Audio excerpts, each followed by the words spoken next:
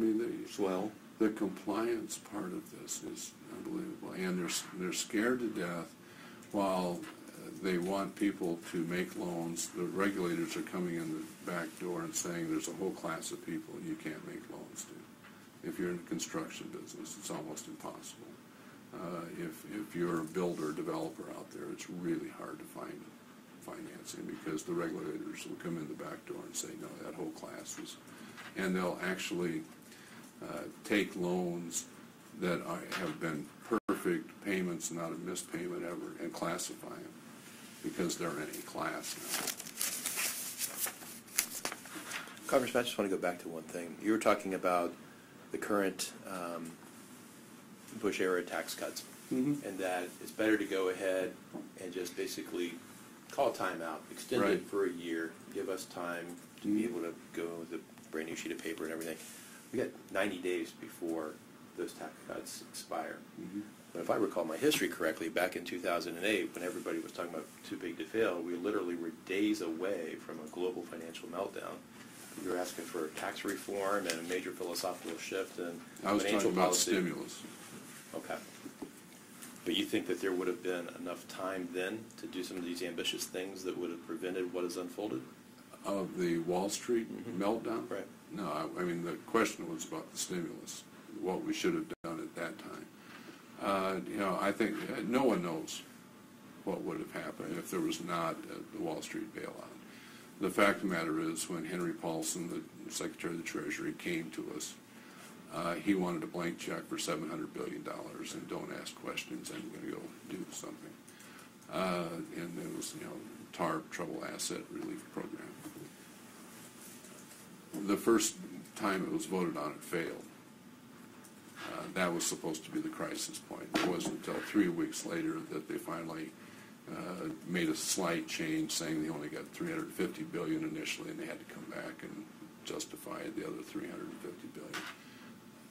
Things stabilized after that. But that you're talking about the bank bailout, right? Well, that's Part. what the question was, yeah. Yeah, with the stimulus, I think what's curious is understanding, do you think that the tax cuts in the stimulus didn't work at all? Most people, if they got tax cuts, they saved it because they were so afraid. That it did not go into the economy. Even the payroll tax cuts? No, people saved their payroll tax cuts. And that's Did been you have shown. evidence for that? There's reports, I think, huh? I mean, I read just the opposite. When they got a check. What do you read? Well, I think I read the same things you do. That when people got a check from the government, or they got a one-time lump sum tax cut, yes, they saved that, which I did too. But payroll, when you're talking $2 or $3 out of a... Yeah, I'm not sure the payroll part of it was so insignificant. I'm not sure that people felt any change in their income in that. But you're correct in that the lump sums, like people just either paid off bills or put it in their savings account. Yeah, right.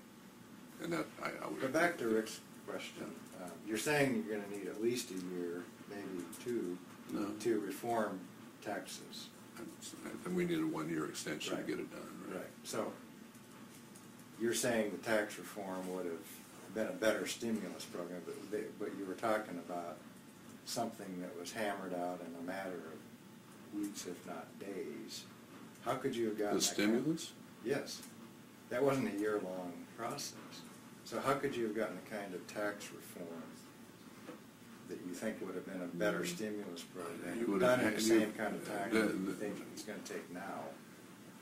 If you would have given certainty, extended for a longer period of time, even the tax code that was in place at the time, if you would have addressed the regulatory initiatives that are coming down, I think you'd have the certainty to have this economy being grown today. Do you think the stimulus saved jobs? Do you think it saved government jobs, teachers, firefighters? I mean, that's what we hear. Well, do you think it saved the states? It probably did, short term, but those jobs are not there today. And also long term, even the OMB today will tell you that there's going to be less growth in the future because of the cost of the stimulus. that actually our GDP is reduced going forward because of it. Can you That talk has a little- long-term has a much more negative impact as far as job creation. Can you talk a little bit about why you voted against the health reform law and about your position on Medicare and Well, certainly on the health care bill, where do you begin?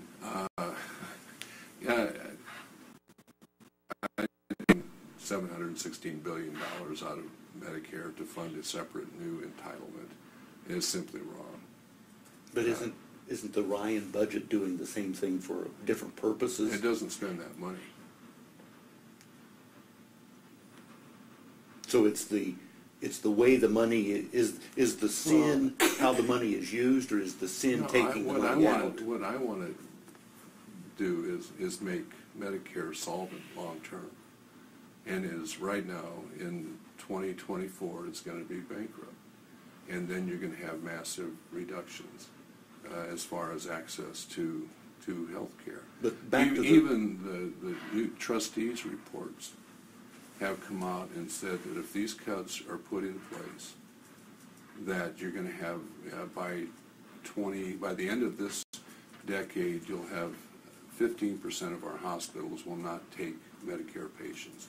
By 2030, you'll have 25% of the hospitals will no longer accept Medicare patients. That is real to recipients in Medicare, that they're not going to have access to health care. But wouldn't that be the same under the Ryan proposal? Because they're not going to have, they assume current law in the Ryan budget. They're not assuming the same cuts. Okay? No, you talk to your hospitals, you talk to your nursing homes, you talk to your home health care people, you talk to your physical therapists and all these cuts are going to dramatically impact access for seniors in Medicare. So you're saying the Ryan plan does not cut Medicare to the same extent? It realizes same reductions in savings, but it does not have those same cuts. Where are the savings going to be found? That's what they're determining. That you could do That's about yet over. to come? Well, no, but the CBO and people will tell you there's about $60 billion a year, which would be $600 billion in waste, fraud, and abuse in Medicare if you just had some controls in place that currently are not there. So, I mean, that would be a good place to start, rather than taking it away from Medicare recipients. No, and, you know, the Payment Advisory Board is a huge concern. To have 15 people sitting on a board with no executive, judicial, it would take a overwhelming supermajority in Congress to change whatever decisions they make, and I would have great concerns about what the future is. And you talk to doctors, you talk to people today in the system, that is something that's they're very, very fearful of. what do you think, why was that board created, the Payment Advisory Board? I don't know what their rationale was. Well, it was because Congress can't make decisions, right? I mean, when you look, it's that Congress has been unable to make cuts to Medicare, so they said, we're going to let this independent board Kind of like do the it. base closed I mean, that meeting. was the premise, right, that Congress has been unable to do it. Don't you agree with that? Well, I mean, you look at the doctors today, in the health care reform bill.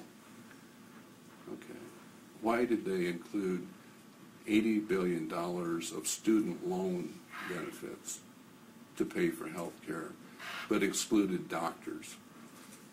Because it would have cost $232 billion. That was the decision Congress made back in the balanced budget agreement. So they exclude doctors out of health care reform, but include student loans. But I'm talking I mean, about this is the irrational. advisory board, because it's something I see No, coming up you're in talking about campaigns over that and Congress can't make a decision. Mm-hmm. Well, they did. Well, And that was Congress to could make the exclude